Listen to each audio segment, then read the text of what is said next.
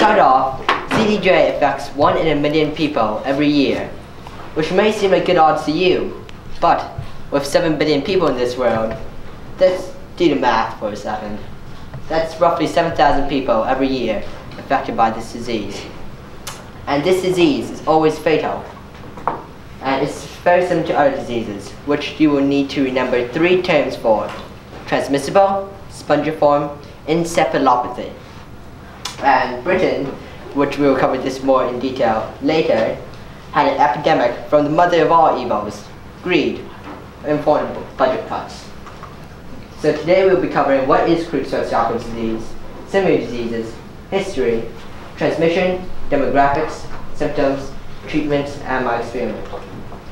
So, what is Creutzfeldt-Jakob's disease?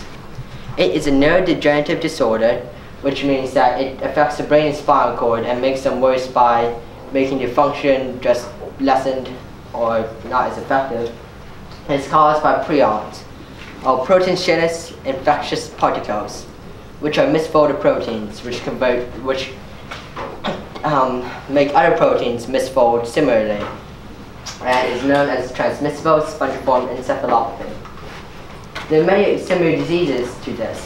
For instance, Shou, which was discovered in Papua New Guinea in cannibalistic tribes, and scrapie, which is a disease which affects sheep and rodents mainly. And there's also Gidgman-Strasser-Schrankler syndrome, which is a disease very similar to Creutzfeldt-Jakob's in humans, but is mostly contracted through familial connections and mostly has muscle ataxia or muscle spasms and such as symptoms before death. And also the variety of animal-related transmissible spongiform encephalopathies. For instance, bovine spongiform encephalopathy, mad cow disease, and who here likes cats? There's one for that as well. There's also ones for minks, deer, and practically all vertebrae can have as transmissible spongiform encephalopathy. History of the disease starts in 1920 when it was discovered by 2 German neurologists, Hans Gerhard Creutzfeldt and Alfons Jakob. And scrapie has been observed for centuries in sheep because scrapie has a symptom of scraping feces on most surfaces. And Shou was observed in 1950s and translates to shaking disease. The epidemic, as mentioned earlier, in Britain was caused post-World War II after cow's feed used recycled cattle corpses, and the cow fat was also added into the feed instead of used to make tallow. And also, while they did this, they also recycled sheep corpses, some of which were contaminated with scrapie. Now, prions do not require much of a species barrier, so the scrapie-infected sheep caused bovine spongiform encephalopathy in cows, which were then recycled into sheep feed, which caused more scrapie, which then caused more bovine spongiform encephalopathy, which then was transmitted to humans in hamburgers. The transmission of disease is mostly through familial connections, but most often the disease is sporadic, which means that it has no discernible cause. The familial form of disease is caused by a mutation in the PRNP gene, which affects protein folding, and very, very few cases are iatrogenic or caused by medical-related reasons, such as contaminated surgical instruments, blood transfusions, with the donor being patient of Creutzfeldt-Jakob's, or organ transplants from those affected with Creutzfeldt-Jakob's. The demographics mostly affected by this disease are cannibalistic tribes, those who have undergone certain operations such as hormone transplants from cadavers, the fluid transplants from Creutzfeldt-Jakob's infected patients, and those with familial connections to patients. Most patients are also in their 5th and 7th centennials, or 50s and 70s.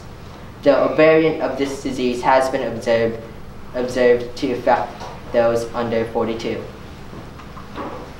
The symptoms of this disease are very, very varied, including dementia, rapidly progressing ones, insomnia, anxiety, general irritability, self-neglect, and finally, death. During the course of this disease, the brain will develop several holes, which makes it take on sponge-like appearance and also gains sponge-like texture, hence the term spongiform. As for treatments of this disease, none currently exist, though painkillers have been used just to help alleviate symptoms. Dapsone has been experimented with as potential treatment, but it has only been shown to potentially delay symptoms by 60 days in scraping mice. And prions are unique in the fact that they are not quite virus particles or bacteria. Instead, they're a misfolded protein where instead the hydrophobic part or water-hating part is folded outwards instead of typical inwards, and a hydrophilic part or water-loving part is folded inwards instead of outwards. And then it's just causes the prion buildup. And all the symptoms are caused by proteins not doing their jobs. The experiment I used in my paper was published in the New England Journal of Medicine and involved collecting olfactory mucosa samples from patients. The samples are basically just tissue from the uppermost nasal regions of your nose. And cerebrospinal fluid was also collected for the experiment to compare the results against the typical cerebrospinal fluid test, which is just spinal fluid mainly from your back. And the olfactory mucosa samples were then prepared for real-time quaking-induced conversion analysis. And so they were prepared in pellets, and then they were placed in certain chemical solutions before being shook around in certain temperatures and conditions.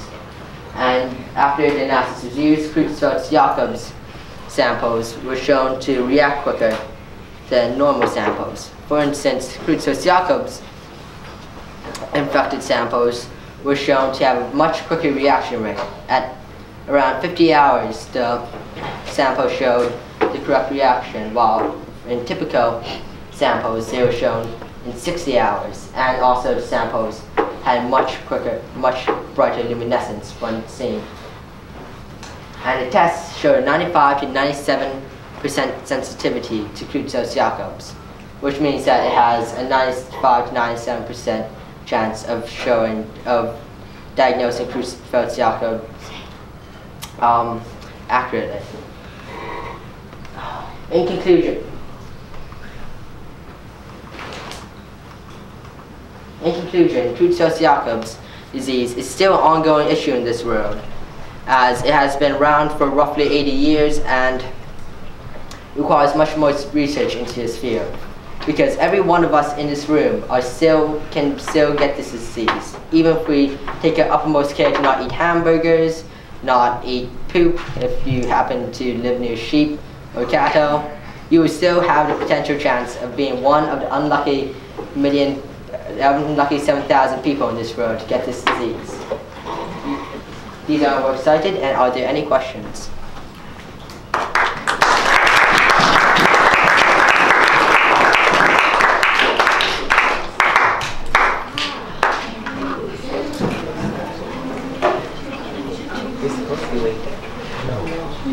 Questions? Sure. Is it always fatal, or is it possible for the body's immune system to fight it? It's caused by prions, which perform brain function, and the antibodies don't know how to fight those. Okay. Brad. So you said this is like a Neurological disorder. Is it a disorder, or is it a type of virus or bacteria? And It's caused by protein-senescent infectious particles, which are not a virus or bacteria. okay. You said you should have the antibodies not able to fight those off that, so do you know exactly why? Well, it's because the folding of this protein is especially resistant to methods which typically degrade proteins, and antibodies are more suited to fight off more biological things, while more like living objects or viruses, but proteins are different because the antibodies generated will not latch onto the protein. These proteins target proteins, not cells. Okay, thank you. Yes, Jake? Oh, okay. So when you were talking about the RT-QIC testing, and you said that it showed a high luminescence, do you mean that the samples glowed? Yes. They glowed under certain conditions. Cool. Are there other diseases or disorders that could lead to this? What? Are there other diseases or disorders that could lead to this disease? No, not really. It just strikes at when it does. Is there a question? Do you have a question, Mr. Nib? In Kuru, in your research, who discovered it? I don't remember. I believe it was a couple of British scientists, but I can't quite remember. I'll have to research that. Were they scientists, or was their background some other study? I think they might have been scientists, but I'm not entirely sure. Okay.